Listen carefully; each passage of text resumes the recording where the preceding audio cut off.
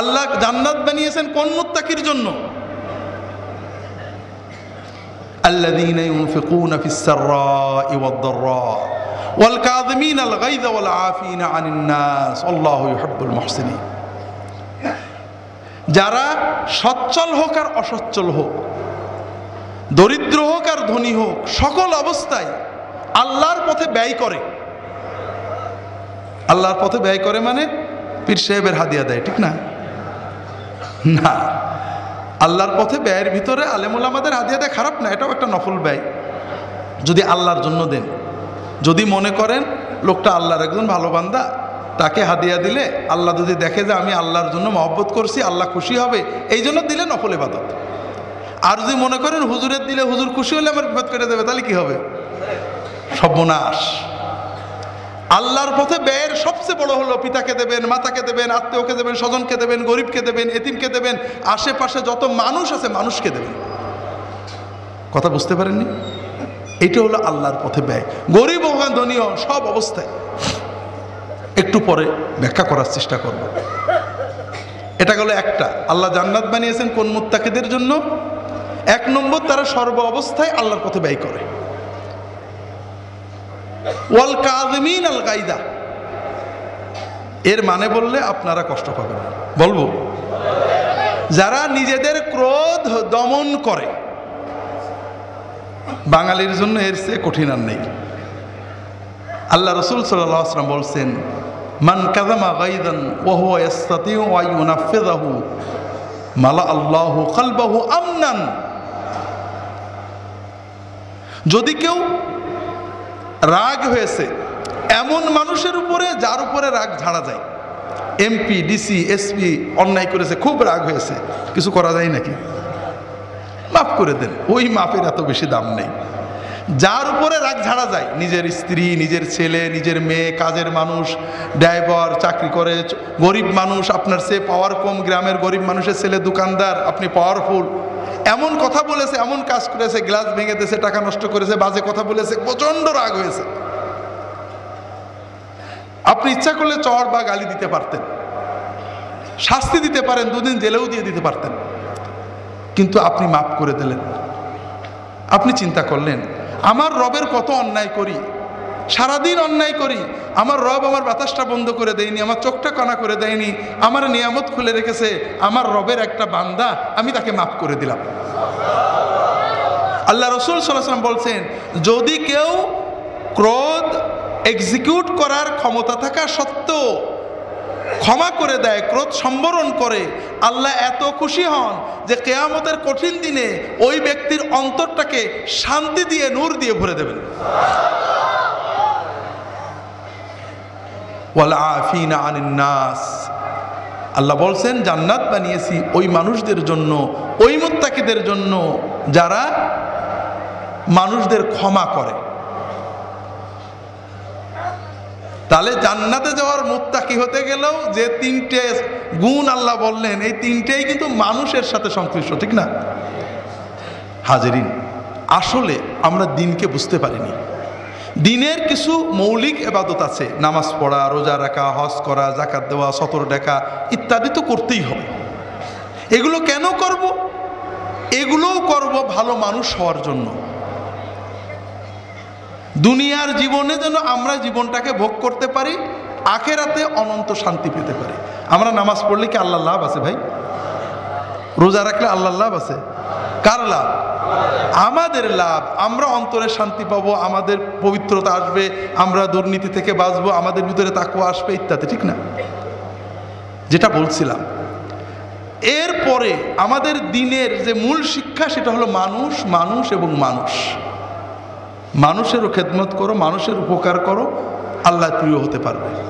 অগণিত হাদিস, আপনি সবে বরাত করেন, সবে মেরাজ করেন, অনেক কিছু করেন, পীরের দরবারে যান, দিনের পর, এগুলো সব ভালো কাজ। তবে এর চেয়েও অনেক সময় ভালো, এর মতোই ভালো, এর চেয়েও ভালো মানুষকে সাহায্য করা। আল্লাহ রাসূল সাল্লাল্লাহু আলাইহি ওয়াসাল্লাম বলছেন, আহাব্বুল ইবাদি ইলাল্লাহি আনফাউহুম, আল্লাহ তাআলার কাছে সবচেয়ে প্রিয় মানুষ হলো যে মানুষটা অন্য মানুষের সবচেয়ে বেশি উপকার করে। ওয়া আহাব্বুল আমালি সুরুরুন তুদখিলু ফি কলবি মুসলিম আও তাকদি আনহু দাইনান আও তাতরুদু আনহু জুআন। আর সবচেয়ে প্রিয় নেকামল হলো নফল নেকামল, যে তুমি কোনো ক্ষুধার্ত মানুষের ক্ষুধা দূর করবে, কোনো বেদনাক্লিষ্ট মানুষের অন্তরের বেদনা দূর করবে, কোনো ঋণগ্রস্ত মানুষকে ঋণ মুক্ত করবে, কোনো বিপদগ্রস্ত মানুষকে বিপদ থেকে উদ্ধার করবে। এর চেয়ে বড় নেক আমল আর কিছুই নেই।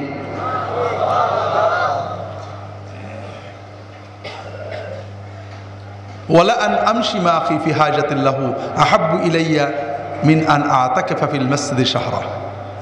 হাদিসটা আব্দুল্লাহ ইবনে ওমর থেকে বর্ণিত, তাবারানী রিওয়ায়াত করেছেন, ইমাম সুয়ুতি সহিহ বলেছেন, শেখ নাসিরউদ্দিন আলবানী হাসান বলেছেন। আল্লাহ রাসূল সাল্লাল্লাহু আলাইহি ওয়াসাল্লাম বলছেন, আমার কোনো ভাইয়ের সাথে তাকে সাহায্য করতে একটু হেঁটে যাওয়া মদিনার মসজিদে 1 মাস ইতিকাফ করার চেয়েও উত্তম।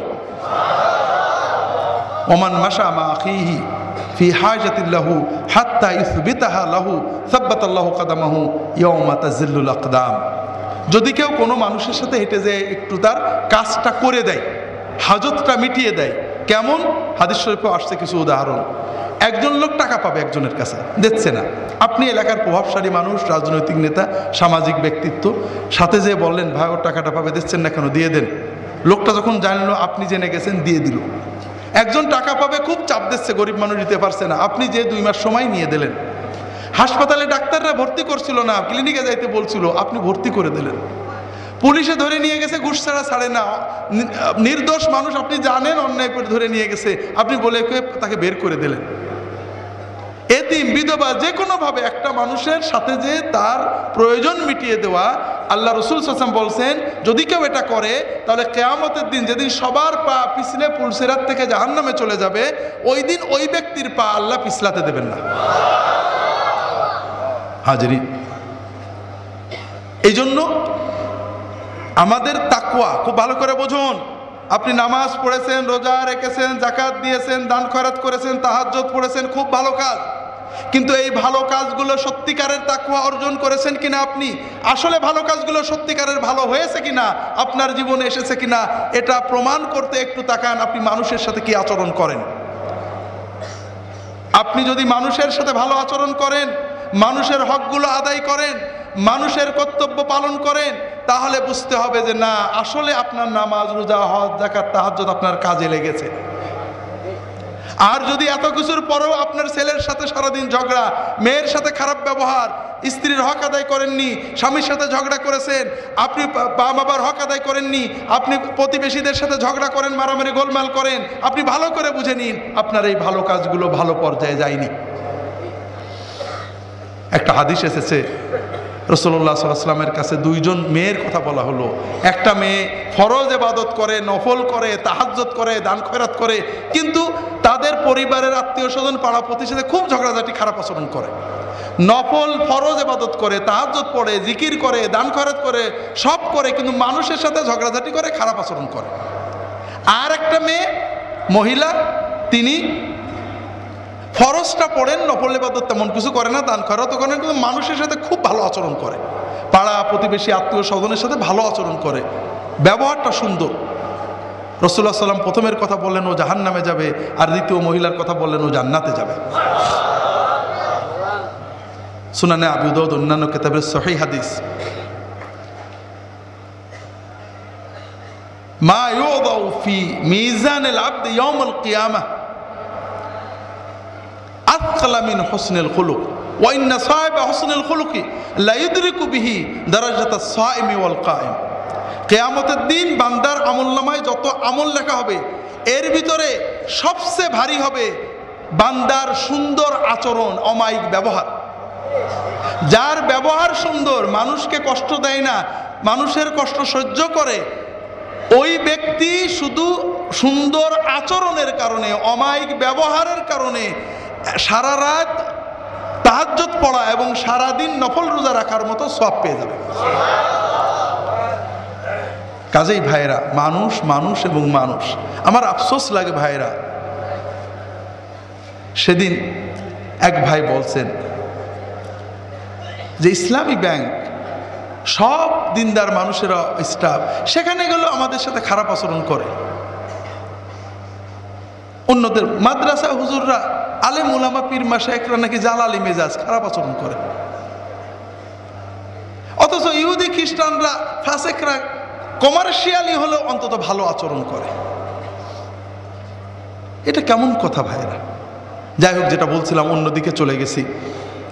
একটা কথা বাদ পড়ে গেছে, এই যে যাদের জন্য আল্লাহ জান্নাত বানিয়েছেন, তাদের দ্বিতীয় আয়াতে একটা মজার কথা বলেছেন, ওয়াল্লাযীনা ইযা ফাআলু ফাহিশাতান আও যালামু আনফুসাহুম যাকারুল্লাহ ফাস্তাগফিরু লিযুনুবিহিম ওয়া মান ইয়াগফিরুয যুনুবা ইল্লাল্লাহ ওয়া লাম ইউসিররু আলা মা ফাআলু ওয়া হুম ইয়ালামুন। আল্লাহ জান্নাত বানিয়েছেন কাদের জন্য? মুত্তাকিদের জন্য। মুত্তাকিরা কারা? যারা সবসময় আল্লাহর পথে ব্যয় করে, টাকা কম থাক বেশি থাক, ক্রোধ সম্বরণ করে, মানুষদের ক্ষমা করে। এরপরে এমন কথা বললেন যে কথার খোলাসা অর্থ হলো যারা গুনার কাজ করে। আমরা মনে করি ওলি আল্লাহ মানে কোনো ভুল করা তো দূরের কথা, গুনাও করে না। না, গুনাহ মানুষের হতে পারে, গুনাহ না করা কোনো মানুষের বৈশিষ্ট্য না। আল্লাহ বলছেন কি, ওয়াল্লাযীনা ইযা ফাআলু ফাহিশাতান আও যালামু আনফুসাহুম। আল্লাহ জান্নাত বানিয়েছে যা তাদের জন্য যারা হঠাৎ করে কোনো গুনার কাজ যদি করে ফেলে, কোনো অন্যায় করে ফেলে, যাকারুল্লাহ, আল্লাহর কথা মনে করে ফেলে, ফাস্তাগফিরু লিযুনুবিহিম, তাড়াতাড়ি আল্লাহর কাছে গুনার জন্য ক্ষমা চায়। আর আল্লাহ ছাড়া কে ক্ষমা করবে? ওয়া লাম ইউসিররু আলা মা ফাআলু, তারা ওই গুনাহটা কন্টিনিউ করে না, আজ করলাম, কাল করলাম, পরশু করলাম, এরকম করে না, তাড়াতাড়ি তওবা করে। যারা গুনাহ করলে তাড়াতাড়ি তওবা করে, গুনার উপরে ইসরার করে না, গুনাহকে কন্টিনিউ করে না, তাদের জন্য আল্লাহ জান্নাত বানিয়ে রেখেছেন। আল্লাহ অন্য আয়াতে বলেছেন, ইন্নামাত তাওবাতু আলাল্লাহি লিল্লাযীনা ইয়ামালুনা সুআ বিজাহালাতিন সুম্মা ইয়াতুবুনা মিন কারীব। আল্লাহর উপরে দায়িত্ব হলো ওই সব লোকের তওবা কবুল করা যারা হঠাৎ করে আবেগে, না জেনে, ভুল করে, অস্থিরতায় গুনাহ করে ফেলেছে, তাড়াতাড়ি তওবা করে। কি করে? তওবা মানে আল্লাহ আর কোনোদিন করবো না, আল্লাহ অন্যায় হয়ে গেছে। তওবা মানে তিনটে, আর করবো না, অনুতপ্ত হওয়া, আল্লাহর কাছে ক্ষমা চাওয়া।